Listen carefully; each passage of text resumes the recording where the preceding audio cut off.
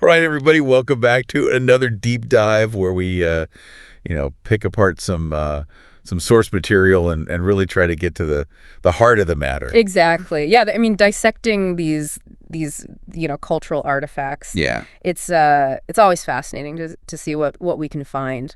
It's fun. Right. So today we're going to be looking at a song. Ooh, a song. Okay. Yeah, you ready for this? Yeah, hit me. Chris Brown's Residuals. Oh, Residuals. Okay. Yeah. Interesting choice. So, we're going to be diving deep into the lyrics, Yeah. try to understand, what they tell us about relationships and heartbreak and moving on, all that fun stuff. All the good stuff. All the good stuff. Yeah. So, I mean, right away, I'm struck by how Chris Brown uses the word residuals here. Yeah. Usually we think of residuals in like a financial context. Right, like royalty. Right, royalties, exactly. Yeah. But he's using it, I think, to describe those feelings, Yeah, that linger even after a relationship ends. It's that baggage, right? Yeah, the emotional baggage. Like even when you try to move on, it's still there. Absolutely. It's like a shadow that follows you. Yeah, and you can see that right from the beginning of the song. Yeah, where he's like just repeating, yeah, this is on my mind. This is on my mind. She's still on my mind. She's still on my mind. Like it's this loop right that he can't escape. He's stuck poop. Right. Yeah, totally. Like he's haunted by the memories. Right. And have you ever, felt that? Oh, absolutely. I think we've all been there. Right.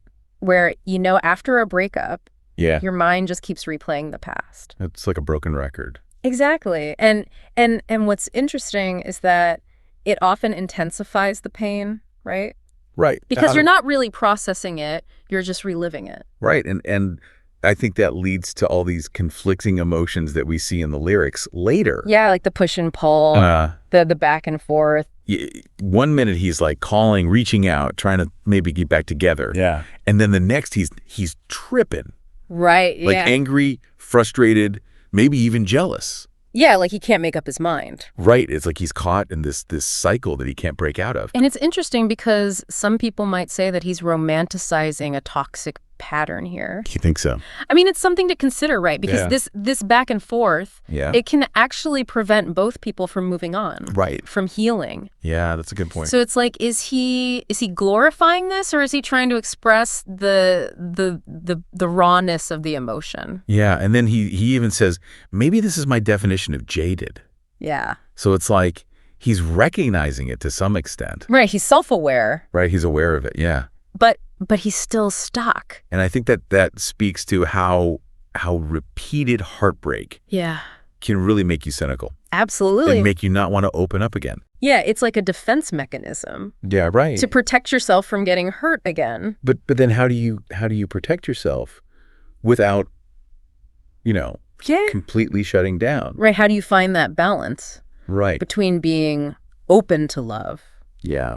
and guarding your heart? Yeah, and then we get to these lines. Yeah. Tell me who's getting all my love. Yeah. Tell me who's getting all my time. It's so raw, Right. so vulnerable. Yeah, you can really feel the insecurity there. Absolutely. Like this fear of being replaced. Like he needs to know right. who's taking his place. And that just makes me think about how common that is.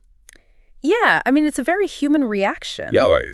To want to know who's filling that void. Especially when you're not really over the person. Right, exactly. And that's kind of what he admits later, right? Where he's like, I was lying when I said it feelings neutral. I was lying when I said it feelings neutral. Love is blind. Love is blind. Like he's trying to convince himself. Right. But deep down, Yeah. he knows he's not over her. It's like he's trying to put on this front. Yeah, like a brave face. Yeah. But it's all a facade. And I think it's really hard to be honest with yourself after a breakup Oh, absolutely. because you don't want to admit Yeah. that you're still hurting. It's easier to pretend Right. that you've moved on. But that just delays the healing. Exactly. You have to face the pain Right. in order to work through it. And you see that in the imagery too, right? Like the building it up just to let it wash away and Yeah. watch you run away. It's like this cycle of disappointment. Yeah, he keeps getting his hopes up Right. and then getting let down Yeah. over and over again. It's like he's stuck in this loop of building himself up Yeah. and then getting crushed. It's heartbreaking, really. And it makes me think about attachment theory.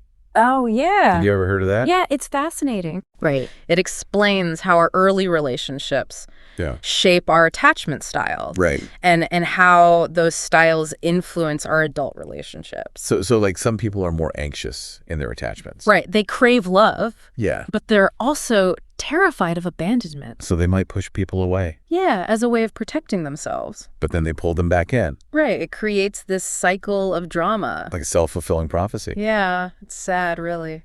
So through Residuals, we've explored all these complex emotions, Yeah. the lingering feelings, the push and pull between love and frustration, The anxieties, Yeah. the fear of replacement. and the difficulty of moving on. It's a really raw look Yeah. at the human experience of heartbreak. So it makes me wonder, What about the other residuals, the Yeah. ones that aren't romantic? Yeah. Like, what about the remnants of past friendships Yeah. or family dynamics that were difficult? Or even just experiences Yeah. that have shaped our worldview.